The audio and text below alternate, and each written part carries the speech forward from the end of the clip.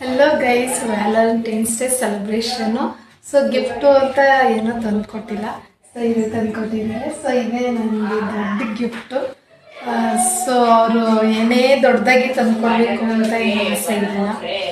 But ಅಂದರೆ ಗ್ರ್ಯಾಂಡಾಗಿ ಅಂತೂ ಆಚರಿಸ್ಕೊಳಕ್ಕೆ ಆಗ್ತಾಯಿಲ್ಲ. ಸೊ ವ್ಯಾಲೆಂಟೈನ್ಸ್ ಡೇ ಆಗಿರ್ಬೋದು, ಮತ್ತು ಬರ್ಡೇ ಆಗಿರ್ಬೋದು, ಮತ್ತು ಆ್ಯನಿವರ್ಸರಿ ಆಗಿರ್ಬೋದು.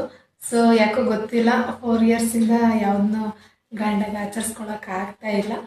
ಸೊ ಮುಂದೆ ನೋಡೋಣ, ಒಂದು ಭಾಗ್ಯ ಸಿಕ್ಕಿದ್ರೆ, ಒಂದು ಅವಕಾಶ ಸಿಕ್ಕಿದ್ರೆ ಸೊ ಗ್ರ್ಯಾಂಡಾಗಿ ಸೆಲೆಬ್ರೇಷನ್ ಮಾಡ್ಕೊಳ್ಳೋಣ ಅಂತ ಅಂದ್ಕೊಂಡಿದ್ದೀವಿ.